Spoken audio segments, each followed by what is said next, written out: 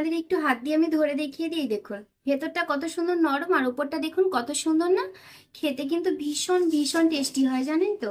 বাড়িতে কিন্তু অবশ্যই বাড়িয়ে খাওয়াবেন সবাইকে, আপনি নিজেও খাবেন। এই দেখুন। নমস্কার বন্ধুরা, আপনাদের সবাইকে সীমা রান্নাঘরে স্বাগত। আজ আমি রান্না করব ছানার মুরগি। তো ছানার মুরগি বানাবার জন্য দেখুন এখানে আমি পনিরটা নিয়ে নিয়েছি। তো এটা আমি আমুলের পনিরটা নিয়েছি। আর এখানে 200 গ্রাম পনির আছে। তো আপনারা আমার সঙ্গে থাকুন, পুরো ভিডিওটা দেখুন, স্কিপ করে যাবেন না। পুরো ভিডিওটা দেখে ফুল ওয়াশ করুন। আর খুব সহজে আমি যে ছানার মুরগিটা বানাচ্ছি আপনারা দেখে শিখে নিন, যাতে করে আপনারা খুব সহজে বাড়িতে বানাতে পারেন। তো দেখুন এখানে আমি 200 গ্রাম পনির নিয়ে নিয়েছি। আর এখানে নিয়ে নিয়েছি আমি 150 গ্রাম চিনি। তো 200 গ্রাম পনিরের জন্য 150 গ্রাম চিনি নিয়েছি, এই যে দেখুন। তো দেখুন এখানে আমি যে পনিরটা নিয়েছি, আপনারা কিন্তু ঘরে ছানাটাকে তৈরি করেও ছানার মুরগিটা বানাতে পারেন। তবে হ্যাঁ, ছানাটা যখন বানাবেন তাতে করে যেন একটুকুনিও জল না থাকে ছানাটার মধ্যে, সেই দিকে খেয়াল রাখতে হবে। তো সেই জন্য অত ঝামেলা না করে আমি সরাসরি পনিরটা নিয়ে নিয়েছি। আর এই পনিরটা দিয়েই আমি আজকে ছানার মুরগিটা বানাবো। তো হ্যাঁ দেখুন, প্রথমে আমি কি করব, পনিরটাকে ছোট ছোট টুকরো করে কেটে নেব। তো এইভাবে করে আমি প্রত্যেকটা পনিরের টুকরোগুলো কেটে নিই। তারপরে আমি আবার আপনাদের দেখাবো। তো দেখুন এইভাবে ছোট ছোট চৌকো চৌকো করে কাটতে হবে, যে এরকম করে আমরা পনির রান্না করার জন্য কাটি সেইভাবে করে কাটলেই হবে। তো রান্নার পনিরটা একটু বড় সাইজের করতে হয়। আর এই মুরগির ছানার যে টুকরোগুলো সেগুলো একটু ছোট সাইজ করে কাটতে হবে। তো দেখুন এইভাবে করে কিন্তু প্রত্যেকটা টুকরো আমি করে নেব পনিরের। তো দেখুন পনিরগুলোকে আমি সমস্ত কেটে টুকরো করে নিয়েছি। আর দেখতে পাচ্ছেন কত সুন্দর এক সাইজের করে কেটেছি প্রত্যেকটা পনিরের টুকরোকে। তো এইভাবে করেই কিন্তু কেটে নিতে হবে ছোট ছোট টুকরো করে। তো আমার এই ভিডিওটা যদি আপনাদের ভালো লাগে তাহলে একটা লাইক করবেন, শেয়ার করবেন, কমেন্ট করে জানাবেন কেমন হয়েছে। আর যারা আমার চ্যানেলটা নতুন দেখছেন তারা অবশ্যই একটা সাবস্ক্রাইব করে পাশে বেল আইকনটি ক্লিক করবেন, যাতে করে প্রতিদিন যে আমি ভিডিওগুলো ছাড়ছি সেই ভিডিওগুলো সবার প্রথমে আপনাদের কাছে পৌঁছে যায়। তো এই যে ছানার যে মুরগিগুলো, এগুলো কিন্তু শুদ্ধভাবে যদি আপনারা বানান তাহলে কিন্তু ঠাকুরের পুজোতেও আপনারা ব্যবহার করতে পারেন। আমরা দোকান থেকে কিনতে গেলে অনেক টাকা খরচা পড়ে যায়। তো আমরা যদি ঘরে খুব সহজে অল্প উপকরণ দিয়েই আমি এই ছানার মুরগিটা বানিয়ে নিতে পারি, তাহলে আমাদের আর দোকান থেকে কেনার কোনো প্রয়োজন পড়বে না। তো চলুন এবারে ছানার মুরগিগুলোকে বানিয়ে ফেলি। এখন উনুনে একটা কড়াই বসিয়ে দিয়েছি আমি, কড়াইটা গরম হয়ে গেছে। এখন আমি কড়াইয়ের মধ্যে দিয়ে দেবো, দেখুন 1 কাপ পরিমাণ জল। তো 1 কাপ পরিমাণ জল আমি দিয়ে দিচ্ছি। জলটাকে হালকা করে গরম করে নেব। খুব বেশি গরম করার দরকার নেই, উষ্ণ গরম হলেই হয়ে যাবে। তো দেখুন উষ্ণ গরম কিন্তু হয়ে গেছে, যেহেতু কড়াইটা আমার আগে থেকে গরম ছিল সেই জন্য জলটা খুব চট করে গরম হয়ে গেছে। তো এই জলের মধ্যে আমি দিয়ে দিচ্ছি চিনি। চিনি দিয়ে খুব পাতলা একটা চিনির শিরা তৈরি করে নেব আমি।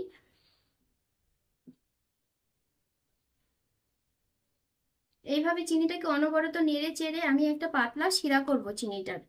তো দেখুন এই চিনির শিরার মধ্যে আমি দিয়ে দেব 3টে এলাচ। এখন চিনিটা কিন্তু গলে গেছে আর অল্প সামান্য একটু চিনিটা আছে। তো চিনিটা কিন্তু গলে গিয়ে পাতলা একটা শিরা রেডি হয়ে গেছে। তো একটা দুটো বলক ওঠার অপেক্ষা করব। এই চিনির যে শিরাটা এটা একটু ফুটে উঠবে, তারপরে আমি দিয়ে দেব যে পনিরের টুকরোগুলো আছে, পনিরের টুকরোগুলোকে। চিনির শিরাটা খুব সুন্দরভাবে ফুটছে, এই যে দেখুন ফুটছে। তো এখনই আমি দিয়ে দেব পনিরের টুকরোগুলোকে। পনিরের টুকরোগুলো আমি দিয়ে দিয়েছি। এখন নেড়ে চেড়ে অনবরত নাড়াচাড়া করতে হবে। নেড়ে চেড়ে আমি পনিরটাকে চিনিটার সঙ্গে রান্না করে নেব। ততক্ষণ আমি রান্না করব যতক্ষণ একটা চিটচিটে আঠালো ভাব হচ্ছে, ততক্ষণ ধরে আমি পনিরটাকে এইভাবে রান্না করব। এখন চিনির শিরার সঙ্গে আমি পনিরের টুকরোগুলোকে একটু নেড়ে চেড়ে রান্না করে নিচ্ছি। আর এই দেখুন এইভাবে যে দলা পাকিয়ে গেছে, এতে কোনো ভয় পাওয়ার কিচ্ছু কারণ নেই।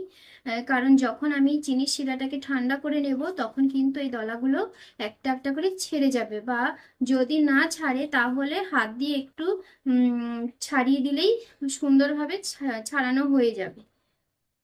এই যে দেখুন এমনিতেই খুব আলতো ভাবেই ছেড়ে যাচ্ছে। তো এখন মনে হচ্ছে একটু দলা পাকিয়ে গেছে, এতে কিন্তু ভয়ের কিছু নেই।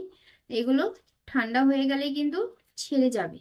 তো দেখুন হ্যাঁ, ছানার যে পনিরের টুকরোগুলো যে দলা পাকিয়েছিল আমি সেইগুলোকে এইভাবে একটা স্পেছলা দিয়ে সুন্দর করে একটু একটু করে আলতোভাবে এইভাবে করে ছাড়িয়ে দিয়েছি। তো দেখুন একটাও দলা ভাবটুকু নেই, সব দলা ভাব ছেড়ে গেছে। আর দেখুন ছানার মুরকি জন্য একেবারে রেডি হয়ে গেছে।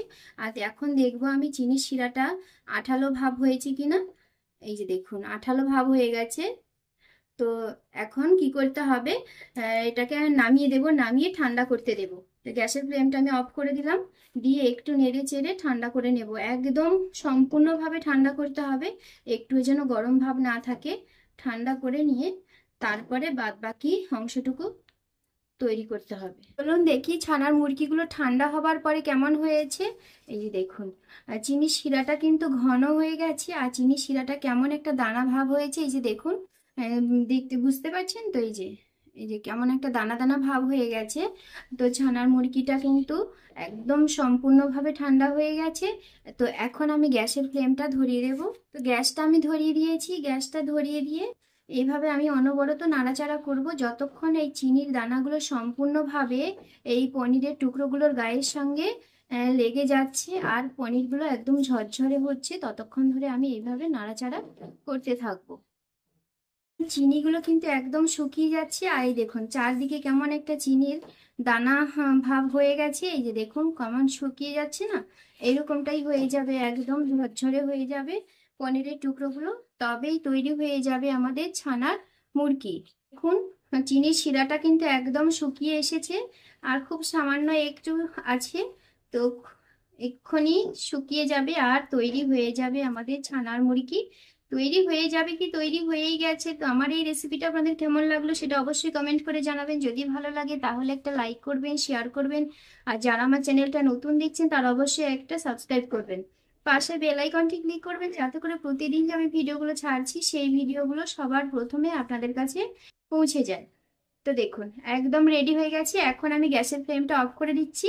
আর দেখুন কত সুন্দর হয়ে গেছে না আমাদের ছানার মুরগিগুলো, একদম ঝরঝরে প্রত্যেকটা, আর দেখতে কিন্তু দারুণ হয়েছে। আপনারা কিন্তু বাড়িতে অবশ্যই এইভাবে একদিন ছানার মুরগি বানাবেন, বানিয়ে সবাইকে খাওয়াবেন। এমন ঠাকুরকে দিতে যেন ভুলবেন না, ঠাকুরকে অবশ্যই দেবেন। তো ঠাকুরকে দিলেও কিন্তু ঠাকুর ভীষণ খুশি হবে, বাড়ির সবাই খুশি হবে। দেখুন একটু নাড়াচাড়া করলে এক্সট্রা যে চিনিগুলো আছে সেই চিনিগুলো কিন্তু ঝরে যাবে, আর সেই চিনিগুলো ঝরে গেলেই এই যে ছানার মুরগিগুলো এইগুলো কিন্তু আপনারা 1 মাস 2 মাস অনেক দিন আপনারা ঘরে রেখে দিয়েও খেতে পারবেন, নষ্ট হবে না একদমই। এই দেখুন কত সুন্দর হয়ে গেছে। তো আপনারা সবাই ভালো থাকবেন, সুস্থ থাকবেন, সবাইকে টাটা। আপনাদের একটু হাত দিয়ে আমি ধরে দেখিয়ে দিই, দেখুন ভেতরটা কত সুন্দর নরম, আর উপরটা দেখুন কত সুন্দর না।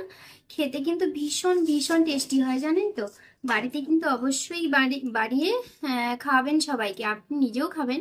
এই দেখুন